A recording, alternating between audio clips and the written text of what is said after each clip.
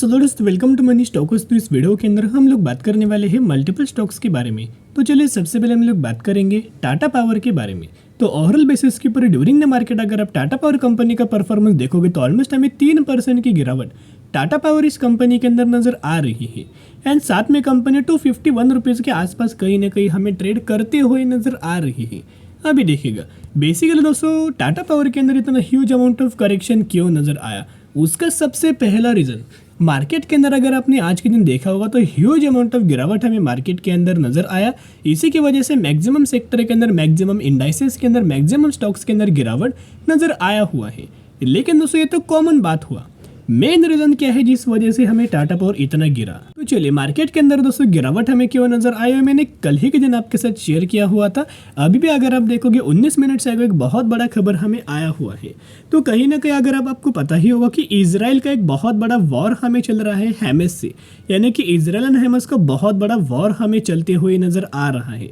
तो कहीं ना कहीं अगर आप देखोगे ये वॉर का अपडेट्स मैंने कल ही के दिन आपके साथ शेयर किया था।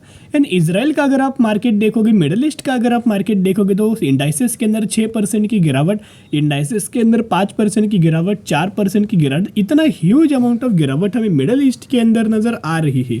एंड साथ में दोस्तों वॉर इतना बड़ा हमें हुआ है। यहाँ करंटली अगर आप देखोगे 54 मिनट से आगे एक अपडेट आया है जिसके अंदर ऑलमोस्ट हमें 600 लोगों की जान हमें जाते हुए नजर आ रही है। तो कहीं ना कहीं अगर आप देखोगे बहुत ज़्यादा क्रिटिकल सिचुएशन नजर आ रही है। इसी की वजह से मार्केट दोस्तों आज के दिन हमें गैप डाउन ओपनिंग नजर आया और उसके बाद हमें गिरावट हमें बेसिकली मार्केट के अंदर नजर आया हुआ है। तो कहीं ना कहीं ये रीजंस था कि मार्केट हमें आज के दिन क्यों गिरा। अभी मेन रीजन ये है कि टाटा पावर के अंदर गिरावट क्यों नजर आया। सबसे पहले मार्केट गिरा, इसी की वजह से टाटा पावर गिरा।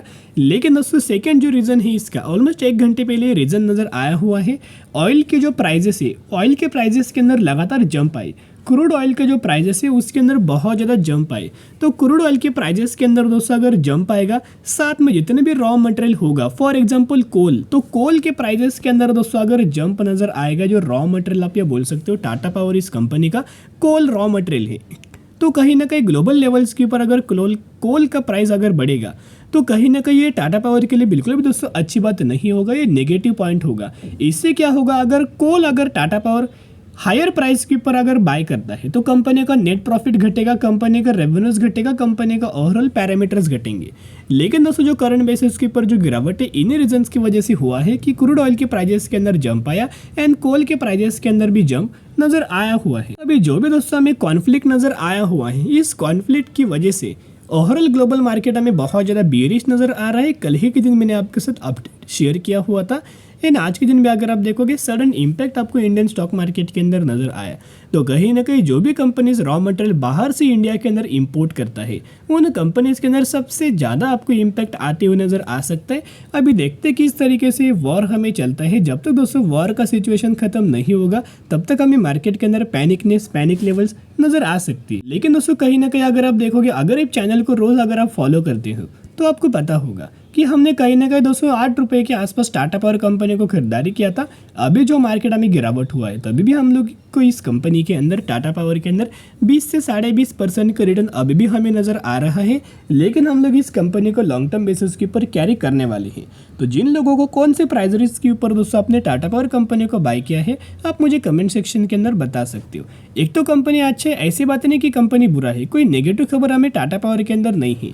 लेकिन टाटा पावर के लिए नेगेटिव खबर है जो कि ग्लोबल लेवल्स के ऊपर आ रही है। सिर्फ टाटा पावर नहीं, जितने भी कंपनीज देखोगे जो ऑलमोस्ट हमें कोल रिलेटेड कंपनी का बिजनेस है, टेक्सटाइल रिलेटेड कंपनी का बिजनेस है, उसके अंदर सबसे ज़्यादा आपको गिरावट नजर आ सकती है। क्योंकि ये जो सभी चीज़ें हैं रॉ मटेरियल वो कंपनीज बाहर से कंट्री से इंपोर्ट करता है। तो बाहर से कंट्रीज के अंदर सभी चीज़ अगर डिस्ट्रॉय होगा तो लगातार दोस्तों उन के अंदर हमें डिमांड बढ़ेगा। अगर डिमांड अगर बढ़ता है, सप्लाई अगर घटता है तो कोई ना कोई आपको पता है कि प्रोडक्ट्स का दोस्तों प्राइस हमें बढ़ ही जाता है। वही हमें सिचुएशन करंटली हर एक कंपनी के अंदर नजर आ रही है जिसका रॉ मटेरियल हमें बाहर से इंडिया के अंदर इंपोर्ट होता है।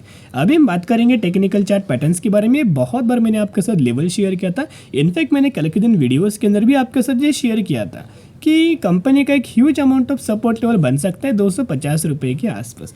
कहीं ना कहीं इसी रुपीस की इसी लेवल्स के आसपास कंपनी करंटली होल्ड कर रहा है। एक तो दोस्तों ये चांस इन सेकंड जो चांस रहेगा ये ट्रेड लाइन का सपोर्ट। ये दोस्तों ट्रेड लाइन का सपोर्ट अगर कंपनी का ब्रेक होता है तो फिर ये कंपनी आपको 220 रुपये के आसपास भी आते हुए नजर आ सकती है, लेकिन इस लेवल्स के ऊपर आना बहुत ज़्यादा चांसेस कम है।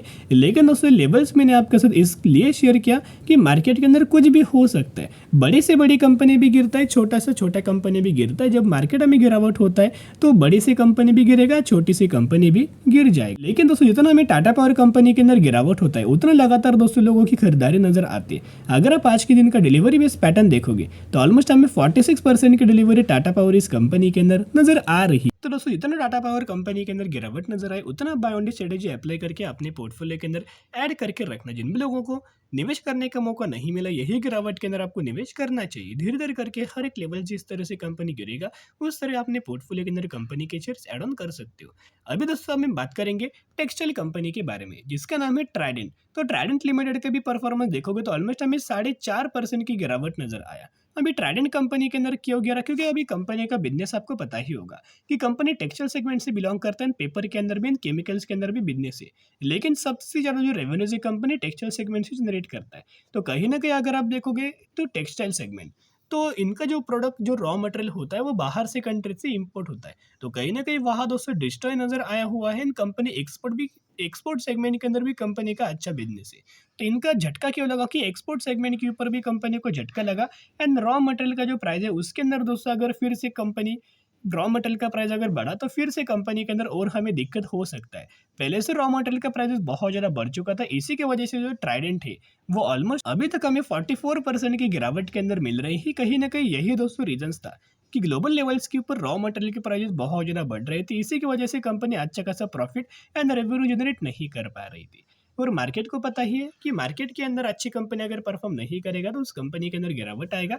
और यही गिरावट हमें ट्राइडेंट के अंदर नजर आ रही है। Same situation same reason current के अंदर जो आज के दिन में गिरा है वही दोस्तों रीजन नजर आ रहा है कि रॉ मटेरियल के प्राइसेस लगातार बढ़ रहे हैं, इसी की वजह से ट्राइडेंट कंपनी के अंदर गिरावट नजर आ चुकी है। अभी कंपनी अगर आप देखोगे अभी अगर आप बोलेगे सर कि हम लोग इस कंपनी के अंदर निवेश करें, मैं आपके साथ एक ही रिक्वेस्ट करना चाहूंगा सर, आपको वेट एंड वॉच करना चाहिए। मेरा तो यही मानना है अगर मैं इस कंपनी को खरीदारी करना चाहूंगा तो मैं करंटली वेट एंड वॉच करूंगा।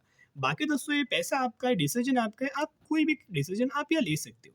लेकिन मेरा ये मानना है कि अगर कंपनी सेल्स का अगर पैरामीटर दोस्तों अगर बढ़ रहा होगा, नेट प्रॉफिट का अगर पैरामीटर्स बढ़ रहा होगा, रेवेन्यूज अगर लगातार कंपनी के बढ़ रहे होंगे तो जरूर वो कंपनी 30 की कंपनी 60 होगा, 60 का कंपनी 120 होगा, 120 का कंपनी 240 होगा। जाने के लिए दोस्तों बहुत ज़्यादा समय नहीं लगेगा। लेकिन वही कंपनी का सेल्स का अगर आप पैरामीटर्स देखोगे तो लगातार हर एक क्वार्टर के अंदर हमें घट रहा है। वही अगर आप इस कंपनी का नेट प्रॉफिट का भी अगर आप पैरामीटर्स देखोगे तो लगातार नेट प्रॉफिट्स के पैरामीटर्स भी हमें लगातार दोस्तों घट रहे हैं। तो कहीं ना कहीं अगर आप देखोगे ऐसी टाइप की कंपनीज के अंदर मैं तो फिलहाल दोस्तों निवेश बिल्कुल भी नहीं करना चाहूंगा। बाकी दोस्तों जो डिसीजन होगा वो आपके ऊपर होगा। लेकिन हमें इस कंपनी के अंदर निवेश कब करना चाहिए, बहुत सारे लोग मुझे क्वेश्चन पूछते हैं। जब सर इस कंपनी का quarter on quarter basis results, year on basis results अगर ग्रो होता है उसके बाद दोस्तों आपको निवेश करने के बारे में सोचना है। फ्रेश बाइंग करंटली इग्नोर करना। जिन भी लोगों ने पहले से बाइंग करके रखा है आने वाले समय के अंदर आप होल्ड करके चल सकते। तो अभी दोस्तों हम लोग बात करने वाले हैं एक कंपनी के बारे में जिसका नाम है गुजरात फेमस लिमिटेड, जो कि 1050 रुपये के आसपास हमें ट्रेड करे 1900% का रिटर्न शेयर होल्डर्स को बना के दे चुका है। एंड इस कंपनी एक स्मॉल कैप कैटेगरी से बिलोंग करता है। तो दोस्तों इस कंपनी ने 1:5 रेशियो का स्प्लिट का अनाउंसमेंट किया है। तो कहीं ना कहीं अगर आप देखोगे 1 के बदले आपको 5 शेयर मिलने वाले हैं, 10 के बदले 50 शेयर इसी कंपनी के अंदर मिलने वाला है। तो निवेश करने से पहले जरूर स्टडी करना, एनालिसिस करना, उसके बाद निवेश करने की कोशिश कर सकते हो। तो चलिए आज के लिए इतने। अगर आपको वीडियो पसंद है जरूर वीडियो को लाइक एंड चैनल को सब्सक्राइब कर सकते हो। फिर मिलेंगे, बाय।